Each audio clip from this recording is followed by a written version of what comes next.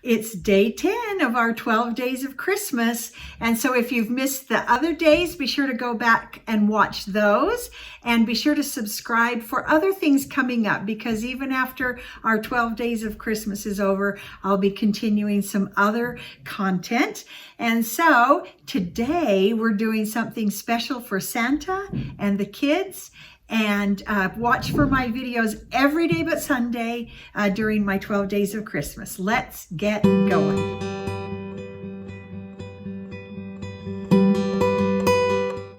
Alrighty, so let's get started with today's project. Today I have a big tray that actually was the bottom of a box at one time, a big wooden box. And so we're going to use this or any tray that you have. It could be wood, it could be metal.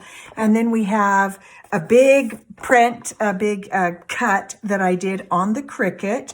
And then I've got some scrapbook paper that I've measured and cut very specifically for this tray and for my print. So I actually used a design called Snacks for Santa right in Cricut Design Space. I changed the size for my tray and took out a few little fiddly things, and then went ahead and weeded it and applied my transfer tape to it.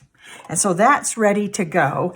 Okay, so now what I've done is I've cut these strips of paper to create a border for my words there. And then I'm going to actually, this is how it's going to be laid out. So I'm going to get those laid down. And what I did is I cut this out so it was pretty square and really useful for measuring, because I want to keep the wood right here, but I also want these lines to look even and straight and tidy. And so I'm going to go ahead and lay this on there, and I want the wood to show through the actual sign. So just to make sure these are cut okay, I'm laying these on here as my guide. I'm going to go ahead and put the cut down so that I can see how that's going to look. And then I'll decide how I like what I've done here. I'm not quite sure about the sides because they come in. So I'm going to get this on first, so I really have an idea of how it's going to look. And so we'll get that done. I'm going to go ahead and get this ready to put on. So since this is such a big cut, I'm going to really make sure that is laid down really, really well on both sides. What I'm seeing is, okay, this is what I would suggest based on what's happening here. I'm trying all kinds of different transfer tapes, and on a thing this big, I would suggest your best quality transfer tape, which this is not. What I have here, I'm actually experimenting with, and I don't think this particular transfer tape is as sticky as it should be. So this transfer tape is the transparent cover magic from the Dollar Tree.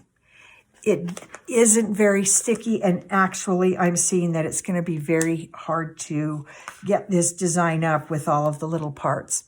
So I'm going to get that figured out, and I'll get back. Okay, that was a bear to get off of that from the Cricut Smart vinyl backing, which is thicker than most vinyls, and onto this cheap, clear, transparent stuff. So if you're doing something that big with that many details, I would never use the Dollar Tree transfer tape. So you really need something more sticky. I'd use a much better one, the Cricut version, or some other one that actually has a better grip, because that was really hard to do, but it's done. And so let's get our tray, and we're going to get our print are cut laid down. And I'm just keeping these here as a rough guide as I lay it down, and then I'll decide what to do about my border, if I want to keep it that way or make some changes. I'm thinking that that looks pretty good. Okay, so I'm hoping that since this transfer paper, transfer tape is so wimpy, that maybe it'll come off onto my tray a lot more easily than maybe a stickier transfer taper would, but I really would not recommend using this for this type of a project. But you know, we experiment and we learn. So there we go, and my papers have kind of moved all over the place, so I hope we're still going to be okay. Get these out of there. Okay, let me just work on getting that down.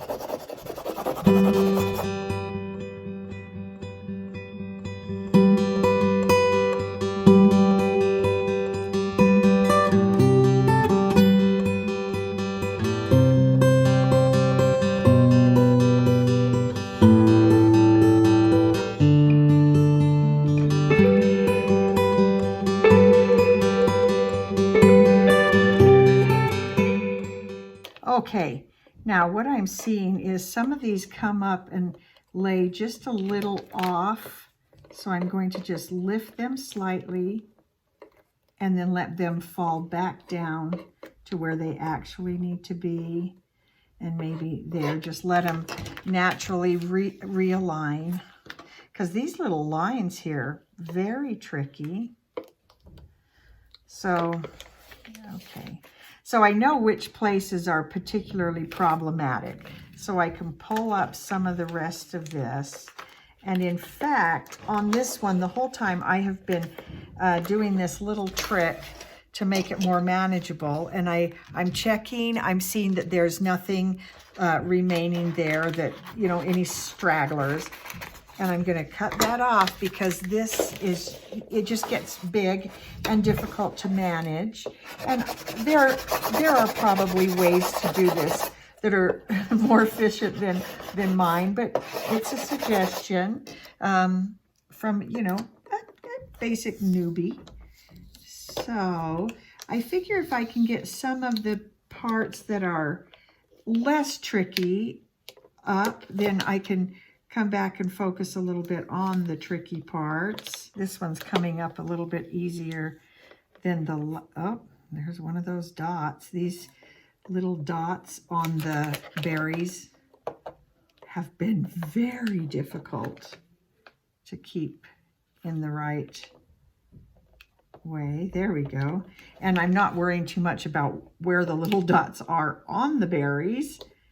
I'm just glad they're coming through. There we go. That one done. Okay, that section's good. I'm just going to lift that back up again because it got a little bit twisted. And then let it fall. And it'll line itself back up correctly. Okay. And I'm also finding out that that idea of taking the transfer tape off at an angle seems to be helping quite a bit. Okay, now I've got to work on here, but what happens is it falls back down and then I have to redo sections, so that's why I'm cutting again. Okay, let's see. Last section.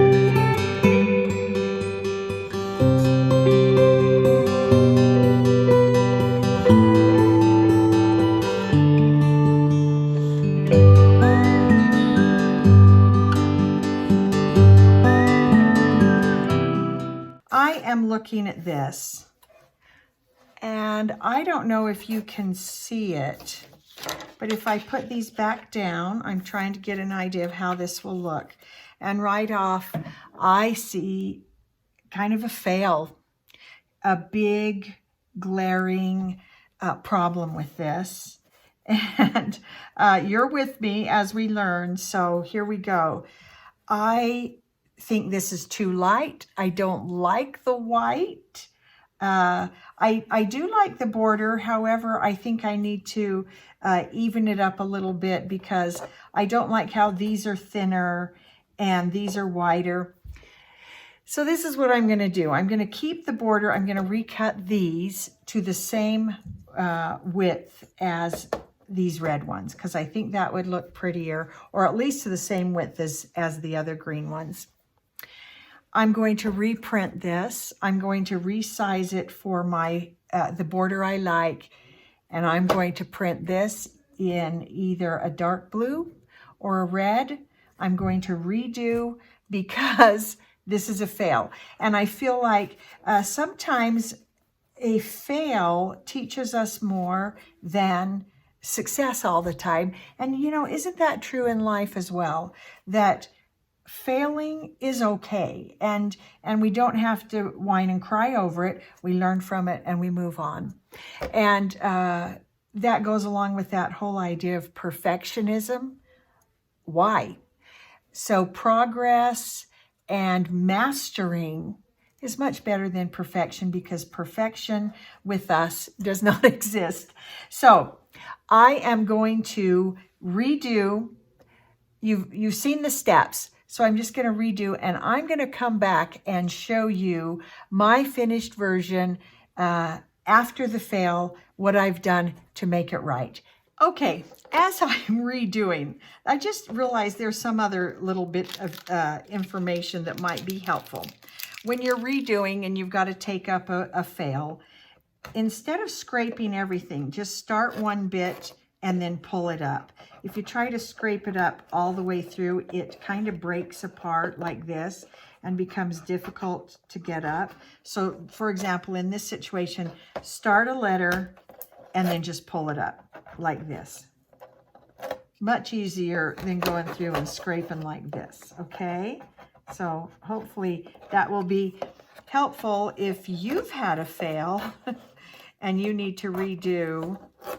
There you go. There's an idea for getting that up.